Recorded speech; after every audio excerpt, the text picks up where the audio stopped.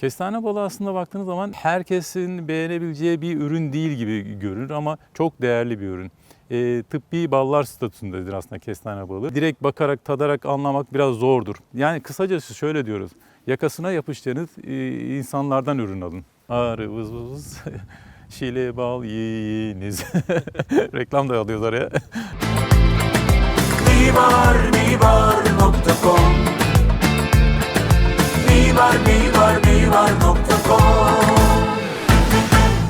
Ahmetcan ben. Şile Tarımsal Kalkınma Kooperatifi Yönetim Kurulu Başkanıyım. Arıcılıkla uğraşmaktayım. Uzun yıllar, yaklaşık 12 yıldır arıcılıkla uğraşmaktayım. Daha önce bir bankacılık sektöründe bilgi işlemci olarak görev yaparken emekli olduktan sonra arıcılık sektörüne girdik. Bununla beraber de arıcılıkla beraber kooperatifi kurduk. Arıcılık faaliyetlerini devam ettirmekteyiz. Emekli olduktan sonra arıcılık faaliyetlerine başladıktan sonra tabii ki bir özel sektör deneyimim olması, bir bürokrasiden bilgimiz oluyor olmasından kaynaklı. Buradaki arıcı arkadaşlarımız rica ettiler. Yani biz dediler ne zamandır bir kooperatif kurmak istiyoruz, arıcıları bir araya getirmek istiyoruz. Yardımcı olur musunuz dediler. Biz de o konuda yardımcı olmaya çalıştık elimizden geldiğince. Sağ olsunlar beni başkan seçtiler. 2014 yılının başında kooperatifi kurduk. O zamandan beri de kooperatifimiz markalaşma çalışmalarıyla beraber, dolum tesisiyle beraber bugünlere geldi. En sonki geldiğimiz noktada biliyorsunuz ki coğrafi işaretli ürünümüz de tescillendi. Bizim bu bölgenin kendi orijinal balımız şile kestane balı. Tabii sadece biz şile kestane balını üretmiyoruz. Aynı zamanda bunun ikinci ürün olarak, üçüncü ürün olarak diğer arı ürünlerini de üretiyoruz. Bu nedir baktığınız zaman? Bizim tabii ki lokomotif ürünümüz kestane balı. Ama kestaneden sonra çiçeklenme dönemini takip ederek İç Anadolu bölgesine gezgin arıcılık yaparak ne yapıyoruz? Yayla balını üretiyoruz. Trakya bölgesine giderek çiçek balı üretiyoruz. Bazı arkadaşlarımız çam balına gidiyor, çam balını üretiyor. Yani burada ürün çeşitliliğimiz, lavanta balı üretiyoruz mesela baktığınız zaman. Nedir bu? Isparta'nın Kuyucak köyüne gidiyoruz mesela. Oralarda lavanta balı üretiyoruz. Bunlar hep kestaneden sonra açan çiçekler. İkinci ürünü, üçüncü ürünü bu şekilde üretiyoruz. Polen üretebiliyoruz, propolis üretiyoruz. Bunlar aynı zamanda aynı altyapıyla, aynı sermaye ile ürettiğiniz ürünler. Esas bizim lokomotif ürünümüz kestane balı. Kestane balını üretmemiz şöyle oluyor aslında baktığınız zaman. Nedir bu? Haziran ayı içerisinde üretilen bir ürün. Ama biz bir yıl boyunca arılarımızı kestane balına hazırlıyoruz. Onların yetişmesi, çoğalması, büyümesi ve tarlacı miktarının Haziran ayında maksimum seviyeye çıkması için uğraşıyoruz. Haziran ayının içerisinde de kestane ağaçları çiçek açıyor, püsküllerini açıyor ve nektar salgılamaya başlıyor. Bu nektar salgısıyla beraber kovan nektar biriktirmeye başlıyor. Geceleri de yine fabrika misali arılar o balı olgunlaştırıyor. Yani nektarı olgunlaştırıyor, bala çeviriyor. Çevirdiği balı da ne zaman biz hasat ediyoruz? Haziran'ın sonunda, Temmuz'un ilk haftasında da hasadını gerçekleştiriyoruz. Öncelikle hijyen açısından, üretim aşamasından ta ki paketlenene kadar bir hijyen kontrolümüz var. Kendi içimizde iç kontrol mekanizmamız var. Bunları ilk baştan tabii ki arıcının eğitimiyle başlıyoruz. Bu kış dönemlerinde, sonbahar dönemlerinde, arıcılık faaliyetlerinin en az olduğu dönemlerde hocalarımızı davet ediyoruz. Hem arıcılık konularında eğitim verilmesi, hem hijyen konularında eğitim verilmesi, hem üretim aşamalarında kalitenin yakalanması konusunda eğitim verilmesi. Tabii ki ondan sonra da denetim mekanizmaları var.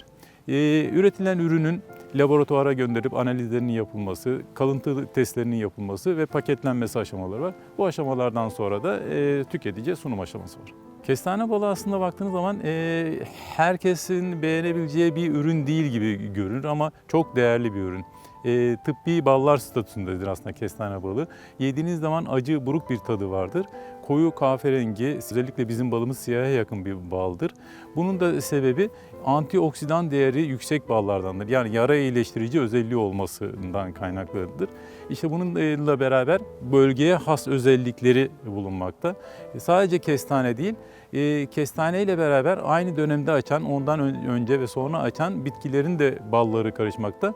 Bu nedir? Meşedir, böğürtlendir, fundagillerdir, akasyadır. Bunların hepsinin bir birliktelik oluşturmasıyla bu bölgeye ait bir özel kestane balı yoğunluklu bir bal meydana çıkmaktadır. Bu da zaten coğrafi işaretli tescilimizin ana temel kaynağıdır. Balın kalitesi, orijinalliği baktığınız zaman çok böyle ne yazık ki böyle direkt bakarak, tadarak anlamak biraz zordur. Onun için aslında güvenilir markalar, tesciller çok önemlidir. Denetim çok önemlidir. Biz çünkü laboratuvarlara gönderiyoruz.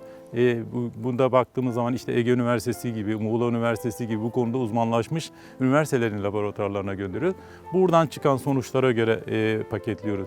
Tüketicinin dikkat etmesi gereken husus, marka değeri yüksek, tescilli ürünler, denetlenebilir ürünler ve üreticisine ulaşabildiği ürünleri tercih ediyor olması çok önemlidir. Şimdi alıcılar için şöyle bir ipucu verebiliriz.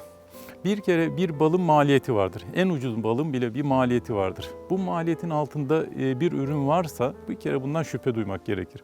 Bu balın maliyeti tabii ki her sene başında fiyatlar belirlenir. Bunlar değişir. Bugünkü 2022 fiyatlarıyla baktığımız zaman 2022 fiyatları daha belirlenmedi ama 2022'nin maliyetleriyle baktığınız zaman bir balın en uygun bal dediğimiz ayçiçek balının, çiçek balının fiyatı bugün 100 liradan aşağı olmaması gerekiyor. Yani bunun maliyet şeyi bu. Diğer ballarda işte az üretilen ballar, işte kestane balı gibi diğer özel ballarda onlar da fiyatları işte buna göre de değişmekte. Bir kere bal aldıkları firmaları, satıcıları, pazarlamacıları birebir tanıyor olmalarında imkanları varsa çok önemli. Aldıkları kişiyi ile irtibata geçmeleri, bunun analizini var mı, bunu nasıl üretiyorsunuz, kalıntı var mı, buna şeker katkısı var mı gibi soruları sorabileceğiniz yerlerden ürün almalarını tavsiye ediyoruz.